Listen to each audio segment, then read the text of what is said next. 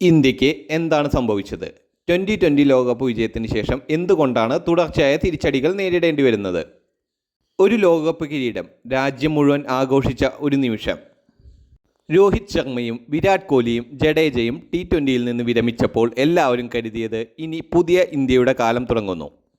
പക്ഷേ സംഭവിച്ചത് അതിൻ്റെ നേരെ വിപരീതമായിരുന്നു. സൂര്യകുമാർ യാദവിൻ്റെ നേതൃത്വത്തിൽ ഇന്ത്യ വീണ്ടും 2020 കിരീടം ഉയർത്തിയെങ്കിലും പിന്നീട് വന്ന ക്യാപ്റ്റൻ അയ്യർക്ക് അതേ പ്രകടനം ആവർത്തിക്കാൻ സാധിക്കുന്നില്ല. ഈ T20 ലോകകപ്പിന് ശേഷം ഇന്ത്യയുടെ പ്രകടനം പതിയെ താഴേക്ക് പോകാൻ തുടങ്ങി. സമീപകാല പരമ്പരകളിൽ തുടർച്ചയായ തോൽവികളും മോശം ബാറ്റിങ്ങും തെറ്റായ ടീം സെലക്ഷനും ആരാധകരെ നിരാശരാക്കി. ഇംഗ്ലണ്ടിനെതിരായ പരമ്പരയിൽ ഇന്ത്യക്ക് റെക്കോർഡ് തോൽവികളും പരമ്പര നഷ്ടവും നേരിടേണ്ടി വന്നു. ഇതിൽ നിന്നും ഉയർന്നു വന്ന ചോദ്യങ്ങൾ. ആദ്യ ചോദ്യം, ക്യാപ്റ്റനെ മാറ്റിയത് ശരിയായിരുന്നോ? ലോകകപ്പ് നേടിയ ടീമിൻ്റെ നായകനായ സൂര്യകുമാർ യാദവിനെ മാറ്റി ശ്രേയസ് അയ്യരെ ക്യാപ്റ്റനാക്കിയത് വലിയ ചർച്ചയായി.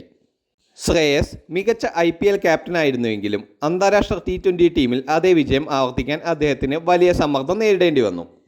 ടീമിൻ്റെ മോശം പ്രകടനങ്ങൾക്ക് ശേഷം വിമർശനങ്ങളെല്ലാം ക്യാപ്റ്റനിലേക്ക് തിരിഞ്ഞു. പിന്നെ സഞ്ജു സാംസൺ. ലോകകപ്പിൽ തിളങ്ങിയിട്ടും സഞ്ജുവിന് സ്ഥിരമായ അവസരം ലഭിച്ചില്ലെന്ന വിമർശനം ശക്തമായി. മുൻ സെലക്ടർമാരും മുൻ താരങ്ങളും തന്നെ ഈ തീരുമാനത്തെ ചോദ്യം ചെയ്തു. സഞ്ജുവിനോട് നീതി പുലർത്തിയില്ല എന്ന അഭിപ്രായം നിരവധി പ്രമുഖർ തുറന്നു പറഞ്ഞു. അടുത്ത ചോദ്യം, അനുഭവസമ്പന്നരായ താരങ്ങൾ എവിടെ? ഭുവനേശ്വർ കുമാറിനെ പോലെയും ഷമിയെപ്പോലുമുള്ള പരിചയസമ്പന്നനായ സീം ബോളറെ വീണ്ടും പരിഗണിക്കാത്തതും ആരാധകർ ചർച്ച ചെയ്യുന്ന വിഷയമാണ്. യുവതാരങ്ങൾക്ക് അവസരം നൽകുന്നത് നല്ലതാണെങ്കിലും സമ്മർദ്ദ മത്സരങ്ങളിൽ പരിചയസമ്പന്നരായ താരങ്ങളുടെ അഭാവം പലപ്പോഴും ഇന്ത്യയെ ബാധിച്ചു എന്നാണ് ആരാധകരുടെ വാദം. അടുത്തത്, വൈഭവ് സൂര്യവംശിയെ പോലെയുള്ള യുവതാരങ്ങൾ. വളരെ ചെറുപ്പത്തിൽ തന്നെ വലിയ വേദിയിലേക്ക് എത്തിച്ച വൈഭവ് സൂര്യവംശി പോലെയുള്ള പ്രതിഭകൾ ഇന്ത്യയുടെ ഭാവിയാണ്. പക്ഷേ ഇത്തരക്കാരെ വളർത്തിക്കൊണ്ടുവരുമ്പോൾ അമിതമായ പ്രതീക്ഷയും സമ്മർദ്ദവും ചുമത്താതെ പരിചയസമ്പന്നരായ താരങ്ങൾക്കൊപ്പം മെല്ലെ വളർത്തിക്കൊണ്ടുവരേണ്ടതാണ് എന്നാണ് എല്ലാവരുടെയും അഭിപ്രായം. അടുത്തതായി ഗംഭീറിൻ്റെ കോച്ചിങ്. ഗംഭീർ ചുമതലയേറ്റപ്പോൾ എല്ലാവരും പ്രതീക്ഷിച്ചത് ആക്രമണാത്മകമായ പുതിയ ഇന്ത്യയായിരുന്നു. എന്നാൽ ഇപ്പോൾ അദ്ദേഹത്തിൻ്റെ ചില തീരുമാനങ്ങളും ടീം സെലക്ഷനും വിമർശനത്തിന് വിധേയമാവുകയാണ്.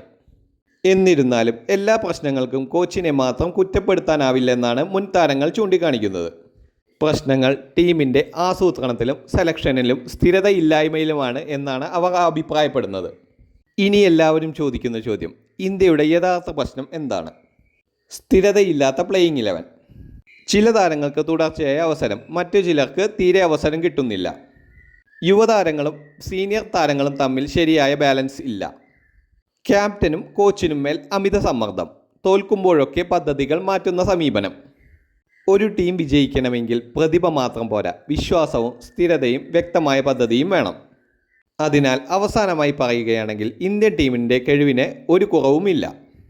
ലോകോത്തര താരങ്ങൾ ഇന്നും ടീമിലുണ്ട്. പക്ഷേ ശരിയായ കോമ്പിനേഷൻ, വ്യക്തമായ സെലക്ഷൻ നയം, സ്ഥിരതയുള്ള അവസരങ്ങൾ, സമ്മർദ്ദമില്ലാത്ത അന്തരീക്ഷം, ഇവയെല്ലാം കൂടിച്ചേരുന്ന ഒരു ഘടനയാണ് ഇന്ത്യൻ ടീമിന് ഇപ്പോൾ ആവശ്യം. ഇവയെല്ലാം ഒരുമിച്ച് വന്നാൽ ഇന്ത്യൻ ടീമിന് മാറ്റം സംഭവിക്കുമെന്ന് പ്രതീക്ഷിക്കാം. നിങ്ങൾക്ക് എന്ത് തോന്നുന്നു? ഇന്ത്യ വീണ്ടും ലോക ക്രിക്കറ്റിൽ ആധിപത്യം സ്ഥാപിക്കുമോ? അല്ലെങ്കിൽ തെറ്റായ തീരുമാനങ്ങൾ ഇനിയും തുടരുമോ? നിങ്ങളുടെ അഭിപ്രായം എന്താണ്? കമൻറ്റിൽ രേഖപ്പെടുത്തുക.